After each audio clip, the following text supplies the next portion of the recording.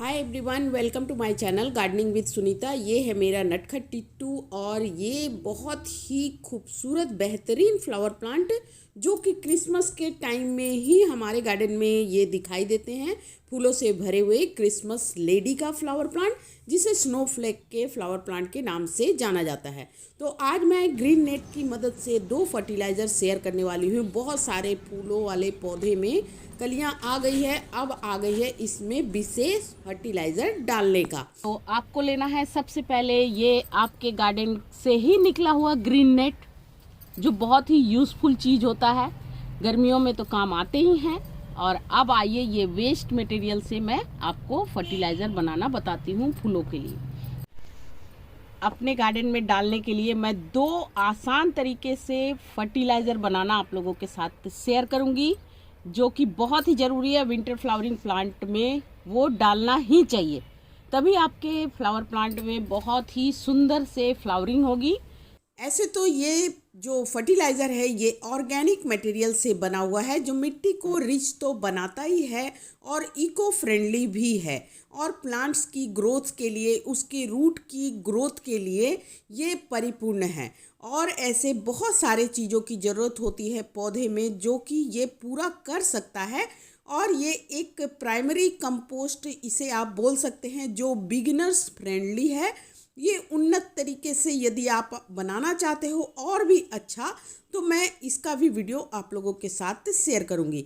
इसमें 1.5% नाइट्रोजन होते हैं, पोटेशियम होते हैं, फॉस्फोरस होते हैं और कार्बन भी होता है, जो डायरेक्टली सपोर्ट करता है पौधे को और ये मिट्टी को सालों साल स्वस्थ रखता है।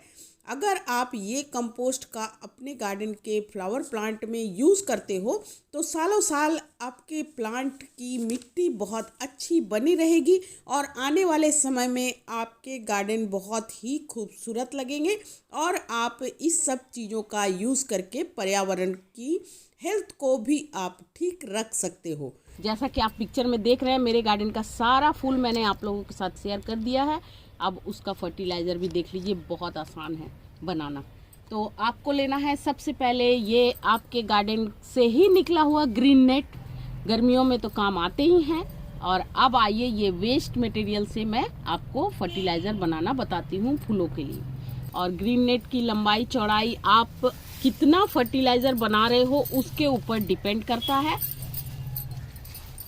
ये देखिए, मेरे पास इतना बड़ा था तो 2-3 दिन के छिलके वेजिटेबल्स के, फ्रूट्स के, अभी मटर का जैसे सीजन है तो मटर के बहुत सारे छिलके निकलते हैं, तो वो सारे पत्तों को आप इस तरह से इकट्ठा कर लीजिए।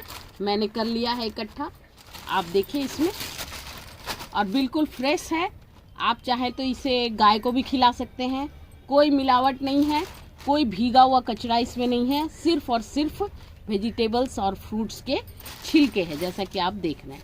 और कुछ फूल है, तो ये आपको लेना है और 2-3 दिन का आप इकट्ठा कर लीजिए।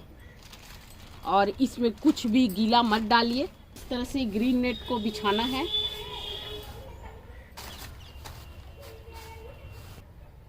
कोई ज़्यादा मुश्किल नहीं है, आपका गार्डन गंदा भी नहीं होगा और किचन वेस्ट से इतना अच्छा फर्टिलाइज़र बनकर रेडी हो जाएगा।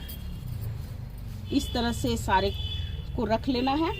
अब एक पोटली बना लेनी है, आपको कुछ भी खरीदना नहीं हो। मच्छरदानी जो वेस्ट मटेरियल का मैंने बहुत सारे लोगों को सुना है, तो आइए मैं ग्रीन नेट से ही आपको इस तरह से एक पोटली बना लेनी है अच्छी सी। और ये जो फर्टिलाइज़र है इसको छानने की भी ज़रूरत नहीं है। इस तरह से अच्छी सी एक पोटली बना लीजिए और रस्सी की सहायता से आप इसे बांध दीजिए। इस टाइप के पोटली से अगर आप फर्टिलाइज़र बनाते हो तो इसका जो वेस्ट है, जो गल कर जो पत्ते बच जाएंगे इस पोटली के अंदर, वो बहुत जल्दी डिकम्पोस्ट हो जाते हैं और आपका किचन वेस्ट फर्टिलाइज़र बहुत जल्दी भी बन जाएगा। इस तरह से आपको पोटली बना लेनी है और टाइटली इसे बांध देना है। तो एक तो ये हो गया। अब इसे क्या करना है आइए मैं दिखाती हूँ।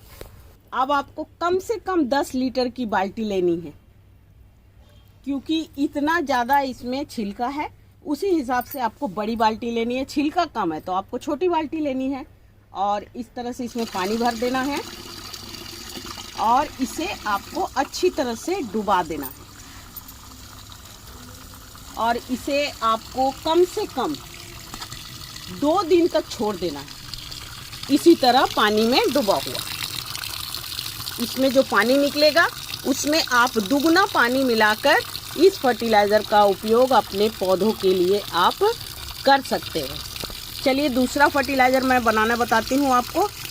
अब आइए बहुत ही ज़रूरी फर्टिलाइज़र, जो कि विंटर में सभी पौधों में डालना ही चाहिए, क्योंकि विंटर आने से पौधों को भी ठंड लगती है। और ठंड से बचाने के लिए आपको जिस चीज़ का यूज़ करने वाली हूँ वो बता रही हूँ आपको। पहले लेना है आपको ये थैला। इस टाइप का छोटा थैला कोई भी आजकल मिल जाते हैं। कोई भी थैला आप ले सकते हैं या फिर अपने घर में कॉटन का थैला बना सकते हो। छोटे से थैले लेने हैं। अब लेना है सरसों की खली।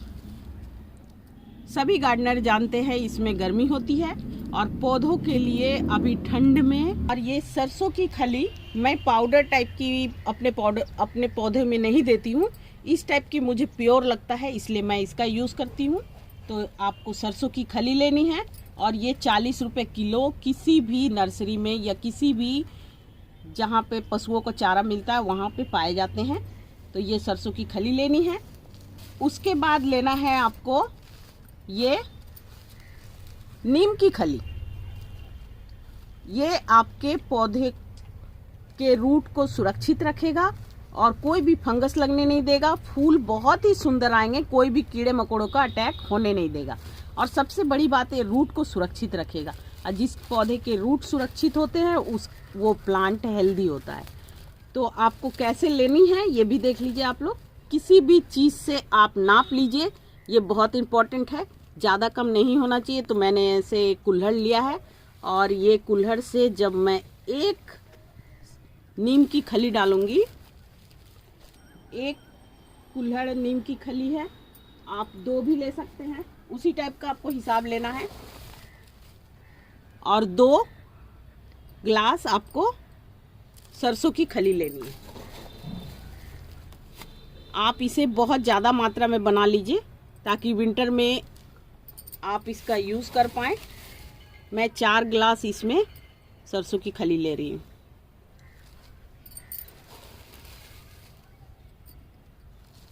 और 1 ग्लास मैंने डाला था और 1 ग्लास नीम की खली डाल देती हूँ।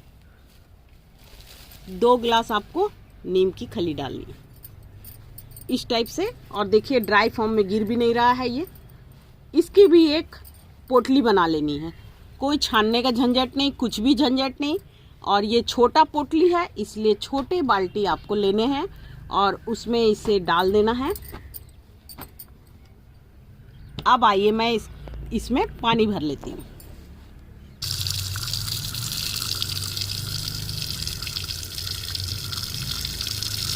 थैले का उपयोग करने से देखिए कितना अच्छा फर्टिलाइज़र आपका बन जाएगा। कोई भी छानने की ज़रूरत नहीं है आपको। और अगर आप चाहें तो ये डाल सकते हैं 1 दिन में। अगर ये 2 दिन रह गया तो इसमें डबल पानी मिला दीजिए, क्योंकि ये सड़ जाएगा। तो इस तरह से आप आसानी से अपने गार्डन के लिए घर में फर्टिलाइज़र बनाइए। कोई भी ज़्यादा मेहनत की ज़रूरत नहीं है और अपने गार्डन में आप इस तरह से फूल ही फूल पाएँ। आपका भी गार्डन इस तरह से फूलों से भर जाएगा। तो ये रही मेरी आज की वीडियो अच्छी लग जाए तो वीडियो को लाइक कर लीजिएगा और नए होंगे तो चैनल को ज़रूर सब्सक्राइब करते हुए जाइएगा। Thank you.